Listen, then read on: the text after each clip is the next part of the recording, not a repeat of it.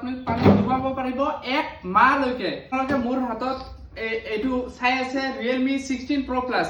এইটো booking already চলি আছে, কিন্তু বিক্ৰীৰ কাৰণে নহয়, এইটো জাস্ট এটা ডেমনষ্ট্ৰেচন পাৰপজৰ কাৰণেহে আমাক এটা পিস দিছে। এইটো এনেকা লুক হয়, মানে দেখাত এনেকা থাকিব। এইটো 16 Pro Plus হয়, এইটো দেখাত এনেকা থাকিব, দেখাত বহুতে ভাল। Realme 16 সিরিজত মেইনলি আপোনাৰ ফোকাস দিয়া হৈছে ক্যামেৰা ফিচাৰ্ছত। ইয়াত ক্যামেৰা ফিচাৰ্স আপুনি এমেজিং পাব। ব্যাক ৰিয়াৰ ক্যামেৰা যোনটো থাকিব, প্ৰাইমাৰী ক্যামেৰাটো থাকিব আপোনাৰ 200 মেগাপিক্সেলৰ, মানে 200 মেগাপিক্সেলৰ ক্যামেৰা থাকিব। ব্যাক এইটো প্ৰাইমাৰী ক্যামেৰাটো 200 মেগাপিক্সেলৰ থাকিব। আৰু ইয়াত পাব আপোনালোকে 120x জুম, 120x ডিজিটেল জুম পাব, যোনটো আগতে 14 Pro Plusত দিয়া হৈছিল, Realme এটা মডেলত দিয়া হৈছিল। সেম এইটো 16 Pro Plusতো আপোনাৰ 120x ৰ জুম দিয়া আছে, কিন্তু ইয়াত এডিশনাল দিয়া আছে আপোনাৰ 3.5x ৰ পোৰ্ট্ৰেট জুমিং। মানে যদি আপনি ব্লাৰ মোডত জুম কৰে, পোৰ্ট্ৰেট মোডত জুম কৰে, তথাপিও এইটো 3.5x ত জুম কৰাব পাৰিব।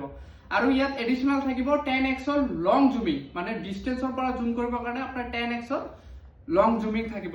ইয়াত ফ্ৰন্ট ক্যামেৰাটো যোনটো থাকিব, মানে ফ্ৰন্টৰ যোনটো ক্যামেৰা থাকিব 50 মেগাপিক্সেলৰ থাকিব, আৰু ওমনি ভিজন টেকনলজিত ফ্ৰন্ট ক্যামেৰা থাকিব। মানে ফ্ৰন্ট ক্যামেৰা দি ক্যাপচাৰ কৰিলেও আপোনাৰ বহুত বেটাৰ পিকচাৰ ক্লাৰিটি আহিব।